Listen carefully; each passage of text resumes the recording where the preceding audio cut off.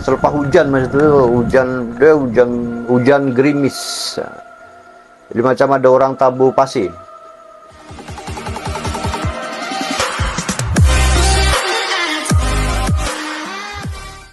Okay, dah berapa lama awak kerja sini? Kalau ikutkan dah lama kita. Kalau tak silap, yang saya ingat bulan 5 2017 kita dah mula kerja sini.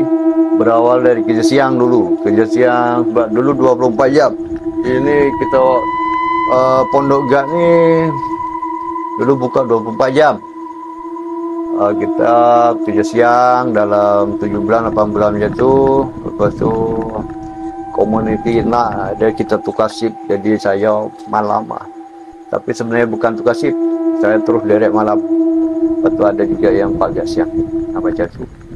Jadi okey.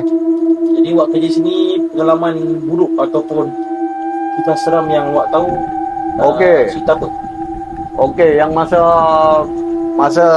saya start kerja malam ni sebenarnya ada banyak pengalaman yang orang kata membuat kita merinding ataupun meremang.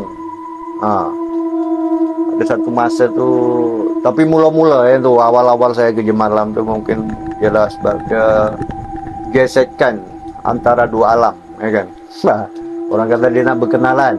Mungkin nak berkenalan dengan kita lah kan. Wah, ini ada muka baru ni, ada wajah baru ni, kan.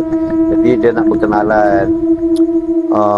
Banyak benda yang saya orang kata terjumpa. Bukan terjumpa, maksudnya macam bunyi-bunyi suara, geser-geseran tu ada lah.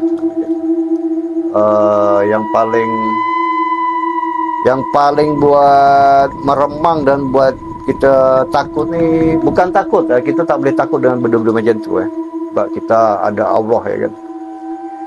Kita berserah je dengan kepada Allah, ya kan. Tapi cukup membuat kita gerun jugalah. Itu semasa saya duduk lepak dekat belakang, selepas hujan masa tu, hujan gerimis. Jadi macam ada orang tabur pasir dekat pokok ni, tapi dia bukan orang kata bukan air, bukan, tapi pasir. Macam mana pasir kalau kita tabur dekat daun tu, bunyi dia macam mana, gemericik, ya kan. Macam tu.